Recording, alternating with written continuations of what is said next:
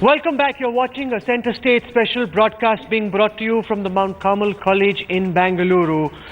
In the first segment, we focused on the apathy of the Chief Minister, the state establishment and the police. We've been using the hashtag Make Our Schools Safe for our children. What can be done to make schools safe? We'll focus on that aspect with all the guests. But before that, I want to go across to some of the girls from the hostel of Mount Carmel College, and they were telling me some rather horrendous stories of what happened when they went out protesting on a silent protest through Bangalore in solidarity with the parents and demanding safety for young women and children. Tell us what happened. So, to those who don't know, Mount Carmel is an all-girls college. Today we had a silent protest, so thousands of us were walking on the road. It started from when we just exited the gate. There were a line of men staring at us. Throughout the protest, we were marching from here to Millers Road and we came back. On both sides, we had men staring at us in a way that was really disturbing for all of us. It was not just us, our teachers too. There were policemen who were laughing at the fact that we are protesting and what would it get us. At a point, even we came to question that what can we actually do as students? All we could do is actually go out and protest, and now they are laughing at us for even that. So it's like we feel so helpless and we feel so shameful of being in such a society.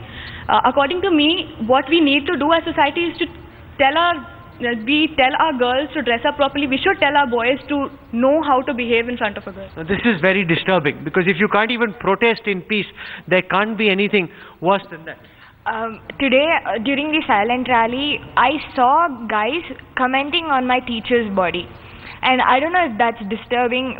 I mean, I can't think what else will be more disturbing. And I have my parents calling me from Chennai and telling me don't go out. And I stay in the hostel. The time limit here is 7 and they still say don't go out because they're scared.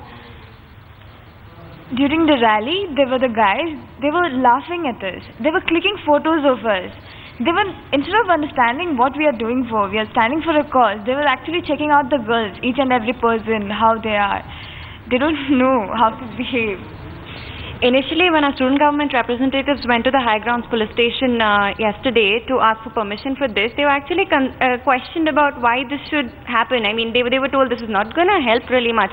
Though towards the end, they did agree with it, but that was the initial question posed and they were flabbergasted. They actually felt like we are wasting their time and increasing the amount of work that they have to do. This is completely ridiculous, unacceptable for students when they are protesting, not feeling safe for the act of protest. You know, Rahul, this is what causes for apathy. And my advice to youngsters is don't lose your passion, come what may. Because these are lumpen elements in society. And I think society seems full of them. Yeah, sadly so. You know, but Bangalore was a pensioner's paradise. Today's anger is because in Bangalore we had a pedophile.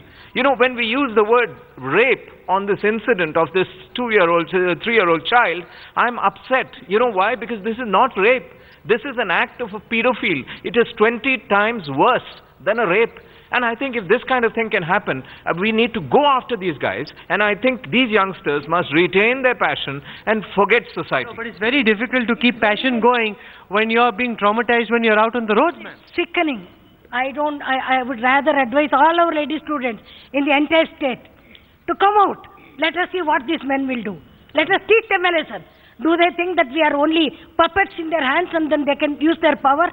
I, for one, would say, all these men who are teasing these ladies, taking their photographs, must be taught a lesson and law must be amended to see what is to be done in this case.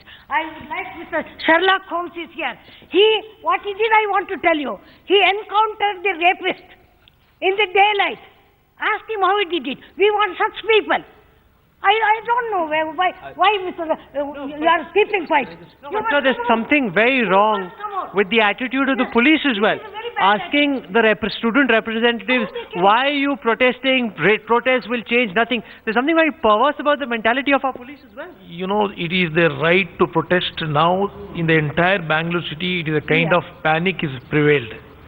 Now, the question before us, you know, how to prevent and how to detect this. That is very important. Now you asked us what is the safety for the students in the school, how they have to go about. Various measures are there. And now we have to introspect where we have been failed in this.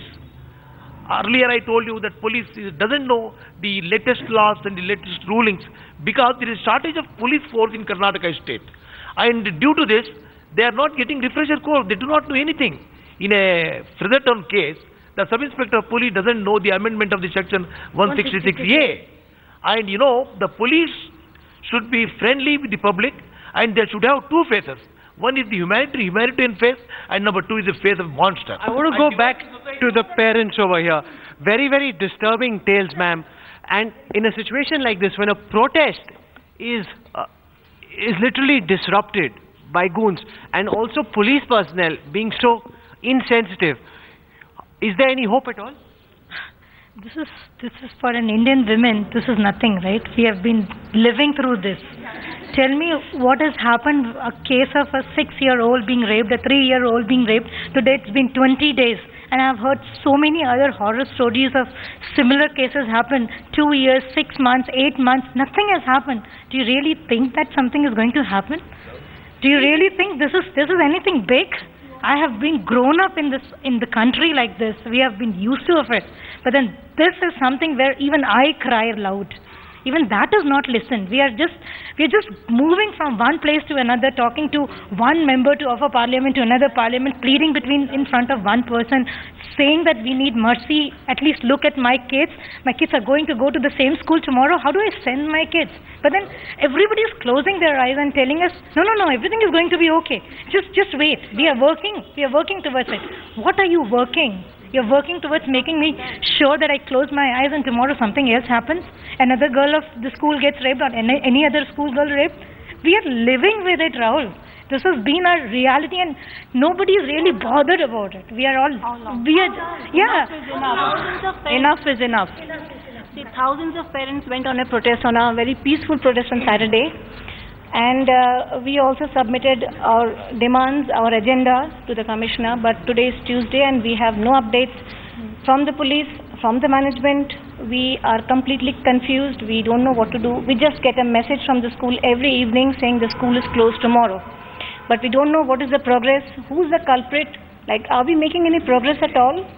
Niveda, there's an increasing sense of helplessness amongst the parents, amongst these young girls, that even a protest can't happen peacefully. Their memorandum of demands goes unanswered. The police is apathetic. The school management doesn't care. No action's been taken against them. What's going on in Bangalore? Rahul, what I think is that there are 2 or 3 different debates which are now happening simultaneously. One is a larger thing of police reforms and whatever, so let's leave that aside. I think the core issue right now is the school itself, because today, I really till yesterday, I really didn't know that the school had been shut, and every day you all are getting these messages because there are families where both parents are working and they've given up everything. They're sitting at home because their schedule was built around the kid going to school and coming back. They don't know when the school is going to open. There has been a case which has now been filed against the management as well. But what next? Like they're saying, the charter demands to the school management. What happens? They're paying these exorbitant fees. The school background checks, whether, there are other people like that, other teachers like that in the school, does anyone know that or not? So I think in this particular case... What is your government doing about it? 1 second. Look, if people in government are also going to sound so hopeless, we're not hopeless. No, then what are you going to do about it, Niveda? Rahul, 1 second. That's what I'm saying. There are 2 ways to look at this. One is, yes, we can all politicize it and blame each other, point fingers at each other, and 1 week later we'll still be sitting here having the same discussion. But the point is that this particular case, we have to micromanage it and look at it specifically. That's not happening. Why is it not happening? It is. No, 1 minute. The case has... See, every day the images of political parties, of people vandalizing and shouting and protesting outside the school, it's not leading us anywhere. The kids are looking at TV and they're disturbed. My girl cries every day because she cannot go to school and she doesn't want her school to be vandalized like this. Or she doesn't want clashes with the police because that's like the place where she loves to go every single day. We don't have anything from the management. Yeah, it's education. We are not. This is and most of these kids have gone totally. I don't know. The next school when I was taking my daughter, she's 8 years. She said, "Mom, there won't be that kind of a teacher, right? You're sure? You're safe? You're feeling that I can go inside?" The moment she gets inside and sees a guy, she's a little disturbed. She said, "He's another sir. This is my another teacher." Any photograph that comes on the TV, She says, no, this is not my cell. Mama, this is not my cell. What am I going to tell her? I would like, and it's academic loss for the children. You know, I have a daughter who is in 9th grade, and if the school is going to be closed, I don't know for how many days. These are her crucial years. I don't know really what to do. So right now the issue should be the management should be working with the parents to give a solution as to this taking care of the security issues. I want to go across to Advocate K.V. Dhananjay, who's joined us. There's a lot of anger, a lot of helplessness, and there are no solutions. Will it continue to remain as hopeless, or do you think from this anger, to some extent, some deterrence can emerge? Well, there should be a lot of anger, and as I have already pointed out, much of this anger is coming from the perception that schools are not taking enough responsibility whenever a rape or a sexual assault happens. But that's absolutely true. Yes, that's absolutely true, but then the law basically is not against, parents, and as I have already pointed out, whatever kind of immunity contracts that schools make parents sign are worthless piece of paper. So I would like to point out, I represent the most number of institutions, and I can't be wrong when I say something that's against the institutions, and what I'm about to say is against the institutions. Schools will always be responsible whenever there would be a rape or a sexual assault within their premises. Now, whether they like it or not, that is the law. So there's nothing to like or not. It's their responsibility. They jolly well be responsible, sir. Yes, that's what we have been pointing out, that their responsibility is of course a given. So how do we make them discharge that responsibility? So which means parents will have to sue the school concerned. Now the parent of that 6-year-old child already has the means under the law to sue that school, and I would say maybe they should institute a multi-crore lawsuit. Do you believe the school needs to be shut down? Well, the school at this point of time is shut down, and my suggestion is that the investigation should proceed for some more time before they can rule out more danger, and it's only then that they should open that institution. No, because so far, no action has been... How many schools can you shut down? You find the culprit. How many children, how many children do you want to traumatize? How many schools can you shut? You cannot shut down all the schools. There are loopholes in each and every school. So how many schools will you shut down? And you have to find the culprit, you have to punish him, inculcate that fear in each one who is thinking of it, that today I do something, I will get penalized. And what happens? High Court, then Supreme Court, then President. Why this leeway for criminals like this? So there are two very disturbing things that are being established. One, that you can't obviously shut down schools because there's so many other students who will be impacted, and you can't seem to change society with all the perverts who make society up. So what then can be done to make schools safer? What we need is the monitoring of all these schools. There must be a central system whereby all these schools, database must be taken, due diligence must be done before appointment of these people. Only then some solution can be worked. First of all, I think we need awareness, okay, because this is not an isolated incident. The perpetrator was employed by the school, but there are many perpetrators who live in our society, and the perpetrator doesn't necessarily look like an abuser. What do you make of the mental makeup? You're a psychiatrist. Here is what seems to be a very regular person. His wife is pregnant, he has a young child, he has what seems to be a normal life, and yet he's a pedophile. See, first of all, the word pedophile is often used in conjunction with child molester, but there's a subtle difference. The pedophile, by definition, is a person who has a mental illness where he has a primary sexual interest and fixation on children. The child molester may or may not have a primary sexual interest. But how do you guard against this? How do you spot them in society? How do you isolate them before they perpetrate such brutality? Part of that is awareness. Awareness that the perpetrator could be the guy next door, could be the uncle, could be the milkman, could be the plumber, it could be anybody. So the first and foremost thing to understand is that our children are vulnerable because we are living now in a fragmented society, not like a joint family village where we knew everybody. We don't know our neighbors today. So what we need to do as parents, first of all, is to ensure that we have good communication with our children. We should, and we have to have a talk with our children about good touch and bad touch, saying there are, you have private parts which are not to be touched by anybody. Any kind of physical contact with anyone which makes you uncomfortable, tell somebody. It is never your fault. Keep open, lines of communication open with the child, and also ensure that, the thing about perpetrators is, the scary thing is, many of them will ingratiate themselves with the family. With the child, they will take many weeks and months. They, just like a herd that's running away from the predator, and they pick the weakest. That's what these criminals do. That's what these sick people do. This is something which got a lot of parents all across the country thinking. Sex education in our country is a taboo issue. Mostly, parents are very uncomfortable discussing sex education with their young children. Headlines Today correspondents spoke to a whole cross-section of child psychologists to understand from them how parents can deal with this situation, make their children aware of good touch, of bad touch, of ensuring that their child knows when his life is in jeopardy, when he needs to complain, not to ignore what happens in school, but to come back and tell his parents about it immediately. Take a look at this.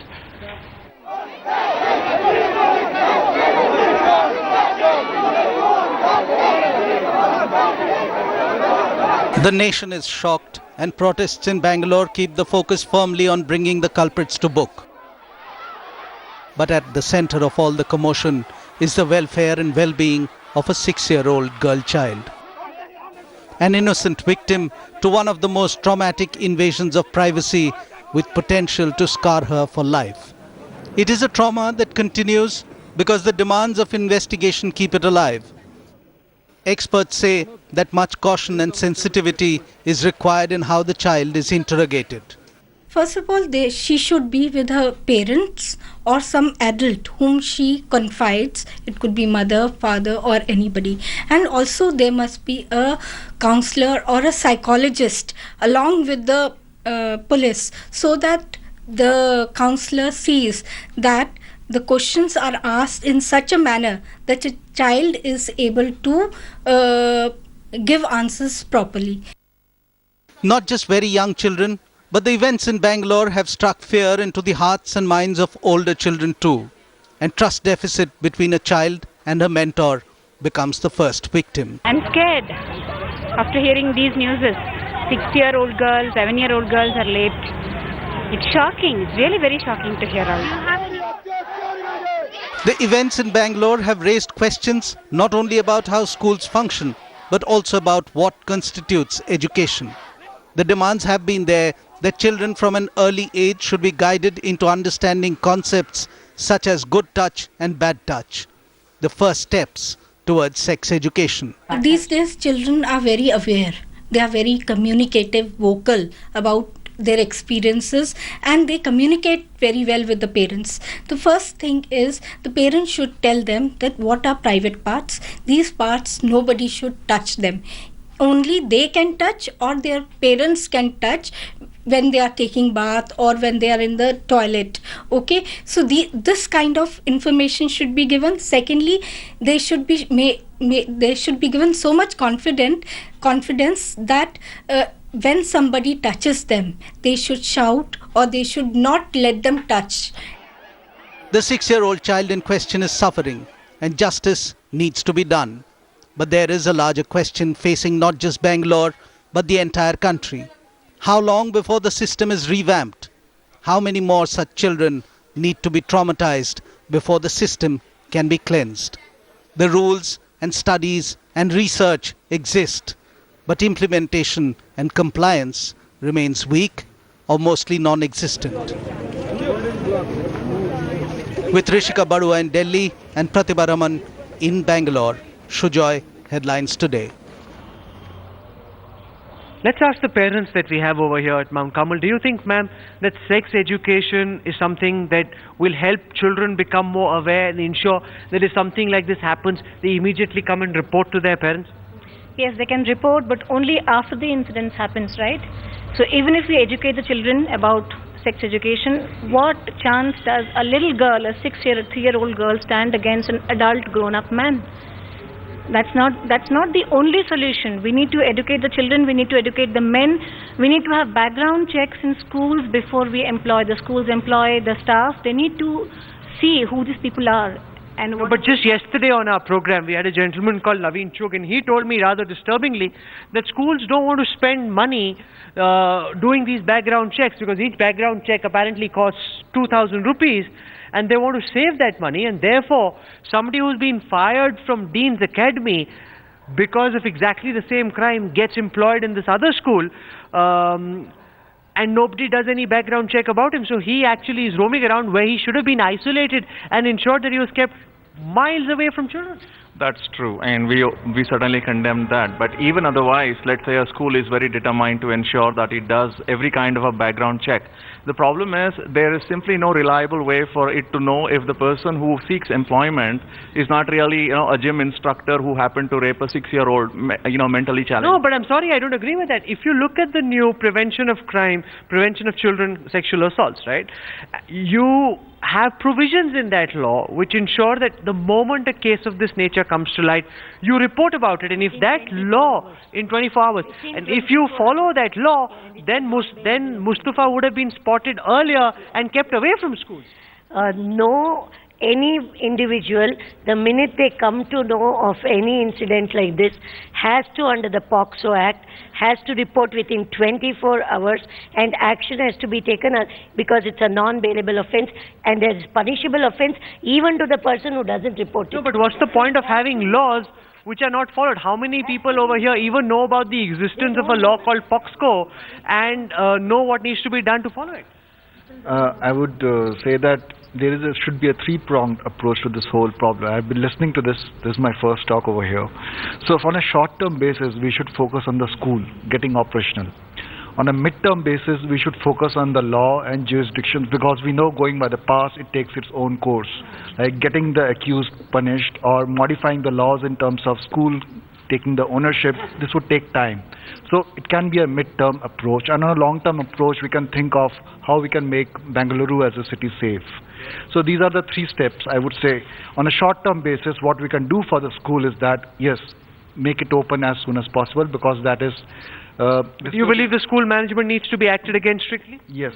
I know that school management needs to be acted, and in the absence of the management not being present, parents are willing to take that part and jointly bring the school up to speed and fill up the gaps, fill up the security lapses which are currently prevailing, and some kind of administration, so that till the full-fledged trust in the management and the school has been put, some kind of parent body can come and work. Is that a feasible solution, ma'am, for parents to run the school, because everyone has a regular job to go? It's like a cooperative, like we have cooperatives, right?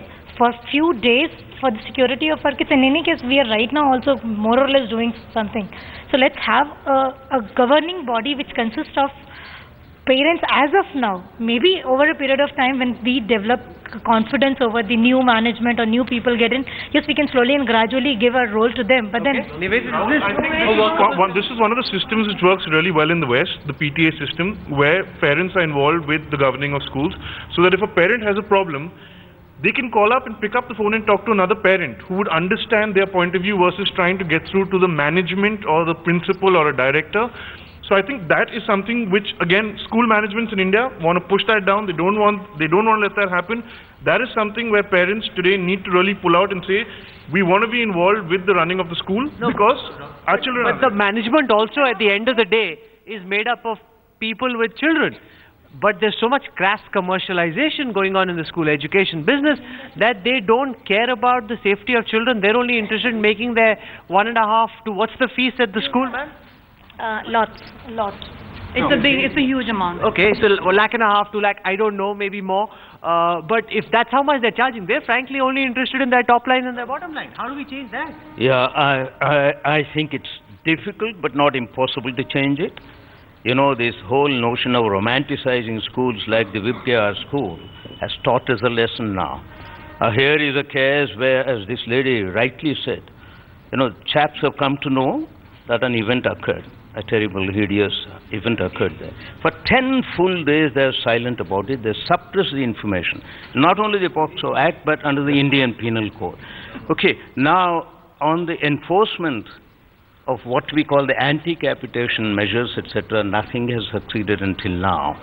So we must find out a way where they don't exploit parents. But more than that, let me just add, no point in shutting the school now, Rahul.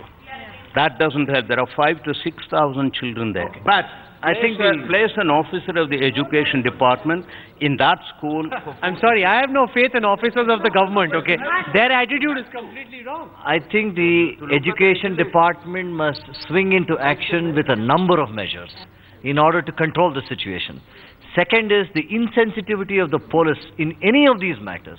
See, we have a offense, a specified act, a new act that has come into force for the purposes of offenses against sexual offenses against children. But still there is a spike in the number of offenses that is occurring throughout India. So laws aren't working in our country. We need to change the system. We need to think of some innovative measures to monitor this.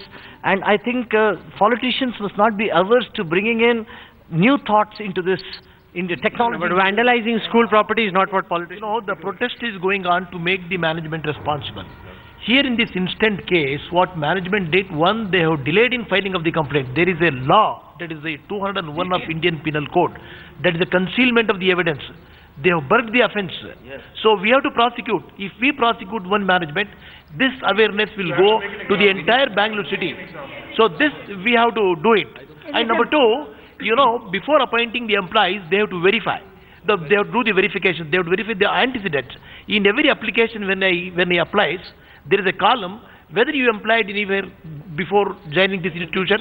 They could have. These are important facts. I think the one thing that we've established and agreed on is the need for strong action in this particular case, so that a message goes out that school managements are indeed responsible. You can't make hapless parents sign indemnity bonds which really wish the life of their children away, giving the schools indemnity. That's not acceptable. Make an example out of this management so that a message goes out to other schools management that they really need to up the safety and security of children in their premises and not take safety so casually.